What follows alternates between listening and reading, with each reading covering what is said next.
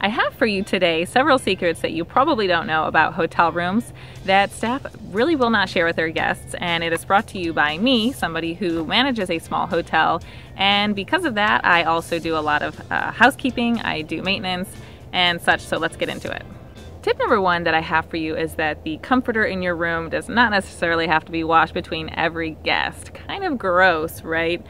The way that hotels get away with this is that the sheets on your bed, of course, they're changed every time. So the sheets that are on the bed are going to be folded up over this comforter, and it provides a barrier or a shield between the guest and the blanket.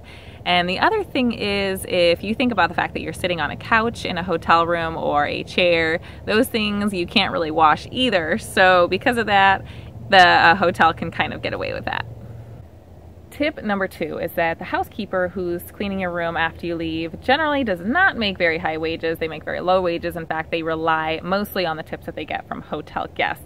Now, tips have kind of gone out of style a little bit, but I would recommend if you stay at a hotel, even if you leave the room clean, you should still leave a tip for your housekeeper because she will greatly appreciate it. Another fun fact, something that you can leave for your housekeeper, is actually food. If you bought food for your stay and it's unopened, it's still good, leave it in the fridge, don't throw it away because she'll probably use that too. Are you ready for tip number three? This one has to do with your kitchen. So if you go and you have a kitchen in your hotel room and you go to get ice out of the ice trays, guess what? That ice is actually from the tap water from your kitchen sink.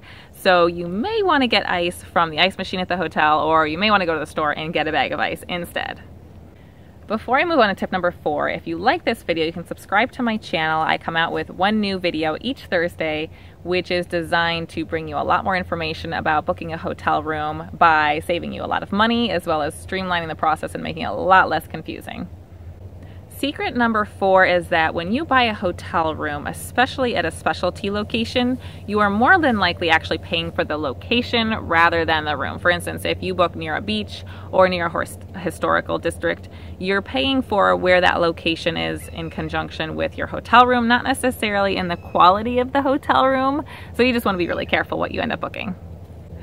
Secret number five is that when you go to book your hotel room, if you use a travel site such as Expedia, Booking.com, Trivago, Kayak, anything like that, you are most likely going to be paying a lot higher price, between 15 to 30% higher than if you book directly with the hotel.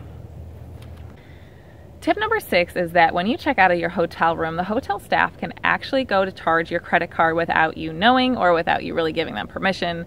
Typically this happens when a guest breaks a policy and incurs a fee because of it. Tip number seven, did you know that hotels can let service animals stay completely for free in the room that you're staying in now? That's correct. In Florida, the state where I live, and I believe many other states as well, service animals are able to travel pretty much anywhere with somebody, and that includes a hotel room that might not necessarily be pet friendly, and they can stay for free, which I think is fantastic. Don't get service animals confused with an emotional support animal or a therapy animal, which are completely different and the hotel can charge for. I will have more information about traveling with pets in my next video, so stay tuned. Before we move on to the next secret, I want to let you know that down below is a sign up for a completely free hotel stays workshop that I'm going to be launching in the next couple weeks. I want you to be one of the first ones to try it out. It's going to be informative and it's going to really help you to save a lot of money and a lot of time when you're going to book a hotel.